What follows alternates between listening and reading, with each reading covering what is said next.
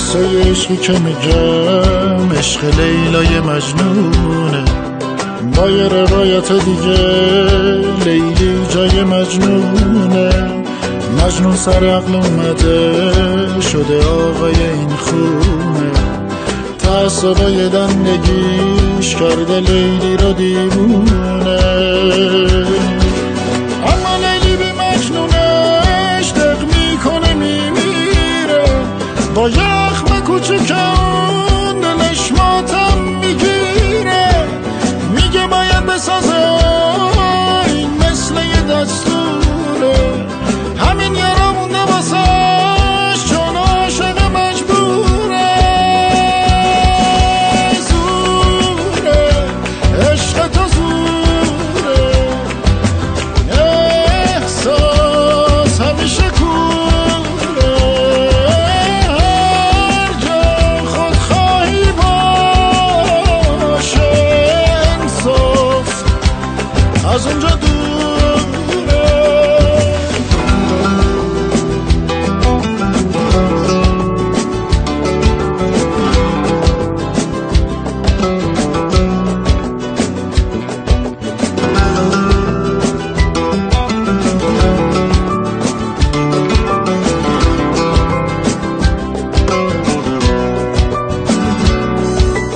عاقبت لیلی ما مثل گلهای گلخونه، تو قاب سرد شیشه‌ای پژمرده و دلخونه.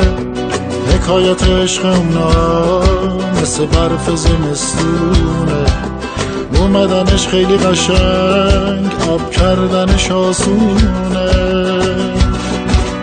حرف تو خالی از عشقا بی نور و سوت کوره، عاشق خوشی مرومته نگات سرده و مغروره. عشقو ببین توی نگاش از کینه تو دوره، یه کاری کن تو هم براش چرا عاشقیتم زوره.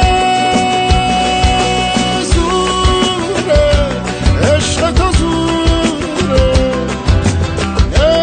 احساس همیشه کوره. هر جا خودخواهی باشه انصاف از اونجا دوره.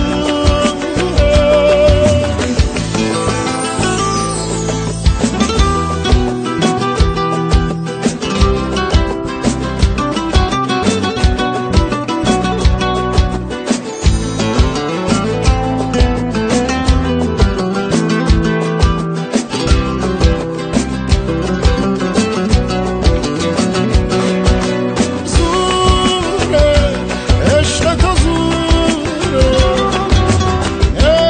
احساس همیشه کوره. هر جا خودخواهی باشه انصاف از اونجا